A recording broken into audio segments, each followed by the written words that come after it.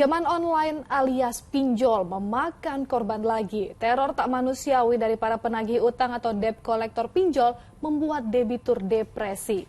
Belum lagi bunga yang membengkak hampir menyamai utang pokok, menjerat korban sehingga tidak mampu membayar. Ya, kalau sudah begini bagaimana ya seharusnya pemerintah mengatur pinjol itu? Apa harus dibubarin biar nggak makan korban lagi? Yuk kita diskusi bersama Dana Paramita.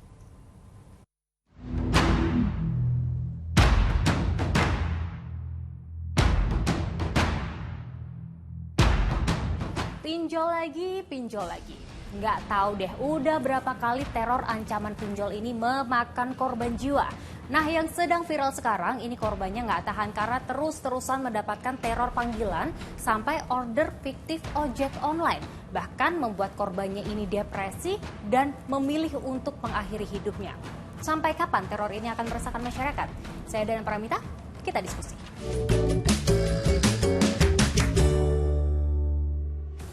Semua berawal saat sebuah akun di media sosial yang mengunggah komen ini. Kasus ini pun jadi viral. Pihak platform pinjol pun buka suara terkait terornya yang sampai memakan korban jiwa.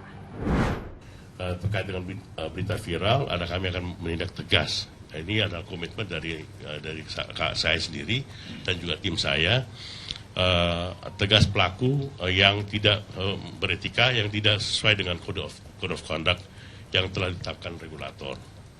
Kami juga bekerjasama dengan otoritas yang berwenang, yaitu ya di sini regulator kita OJK dan asosiasi kita API, untuk menyesuaikan agar tidak menjadi presiden buruk bagi perusahaan dan industri tentunya.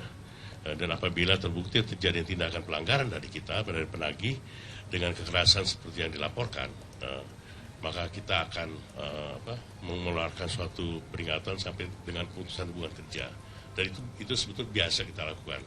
Jadi kalau ada penagih atau debt collector yang melanggar SOP atau Code of Conduct, itu udah ada prosesnya SP1, SP2 sampai pemecatan. Nah, yang jadi sorotan, pengenaan kredit bunga di bank ini berbeda dengan di pinjol. Kalau di bank, pengenaan bunga kredit ini dihitung per bulannya, sementara di pinjol ini dihitung per harinya. Berapa sih batas maksimalnya? Terkait batas pinjaman, jadi memang berdasarkan kode etik dari AFPI, itu diberikan pembatasan sebesar 0,4% per hari. Batas bunga ya Pak, Batas maksudnya? Bunga. Bukan, ini bukan batas bunga. Ini namanya batas biaya pinjaman. Jadi supaya dicatat nih teman-teman. Kenapa kami selalu menggunakan istilah biaya pinjaman? Karena kami memahami struktur biaya di platform itu ada beberapa. Yang pasti tentu saja bunga dari pemberi pinjaman. Ada biaya administrasi, biaya layanan, biaya teknologi, biaya risk management, juga ada asuransi mungkin. Nah, semua biaya ini kita memberi batasan kalau digabung jadi satu yang harus dibayar oleh peminjam on top of the principal, itu kalau dibagi hari pinjaman tidak boleh lebih dari 0,4%. Cara menagih utang dengan mengancam atau mengintimidasi dinilai sebagai cara yang paling ampuh agar korban yang terjerat pinjol ini bisa segera melunasi utang-utangnya. Tapi penagihan hutang tentu ada aturannya.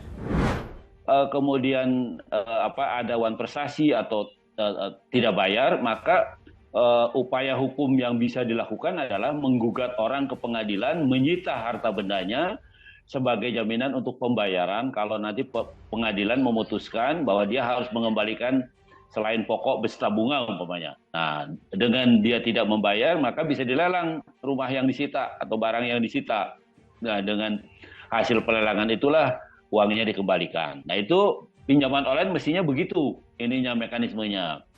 Nah, tapi ketika umpamanya pinjaman online dengan cara menagihnya secara menteror ya, kemudian mendatangi secara kasar dan sebagainya, maka itu sudah keluar dari wilayah perdata itu. Artinya itu berdiri sendiri perbuatan itu sebagai perbuatan pidana.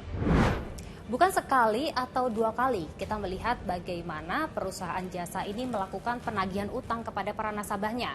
Nah, kita balik lagi ke nasabah yang bunuh diri yang diduga gara-gara teror pinjol. Dalam unggahan di media sosialnya, Otoritas Jasa Keuangan akan bertindak tegas apabila terbukti ada kami melakukan pelanggaran yang merugikan konsumen. Polisi pun akhirnya menyelidiki kasus yang menjadi viral ini, termasuk mengidentifikasi orang yang mengunggah kasus ini ke media sosial. Jadi saya telah memerintahkan untuk tim penyelidik kami untuk melakukan klarifikasi terhadap admin Twitter dimaksud yang mengunggah aduan terkait dengan dugaan tindak pidana yang terjadi terkait dengan pinjol, dan kami telah melakukan klarifikasi terhadap yang bersangkutan bahwa admin Twitter dimaksud menerima informasi ini dari teman sepupu korban yang meninggal dunia karena bunuh diri. Jadi itu sempat disampaikan sebelum korban ini meninggal dunia kepada sepupunya, dan kemudian sepupunya ini mempunyai teman diceritakan kembali, dan sumber informasi daripada admin Twitter ini adalah teman dari sepupu korban. Dan kami dapatkan informasi bahwa korban ini berdomisili di Batu Raja, Sumatera Selatan. Pinjol kerap dipilih karena dianggap sebagai solusi instan di tengah keuangan yang mendesak. Tetapi saat sudah jatuh tempo, teror debt collector ini bisa dibilang jadi barbar. Nah, beragam cara pun dihalalkan agar mereka yang berutang bisa segera melunasi tagihannya. Di media sosial, warganet jadi ramai adu nasib soal pengalaman buruk mereka saat berurusan dengan pinjol. Menkominfo Budi Arief Setiadi sempat bilang kalau platform pinjol terbukti melanggar dan meresahkan masyarakat, maka pihaknya tidak segan memblokir. Pinjol memang kerap jadi pilihan saat situasi keuangan sedang darurat, tapi jangan sampai kenyamanan ini justru membuat kita terjebak dalam masalah finansial. Baiknya sih dipikir-pikir dulu ya sebelum mengajukan pinjaman online. Tapi kalau memang udah kepepet, jangan lupa untuk cek ketentuan-ketentuan yang berlaku. Gimana menurut kalian? Setuju nggak? Jangan lupa tulis di kolom komentar ya.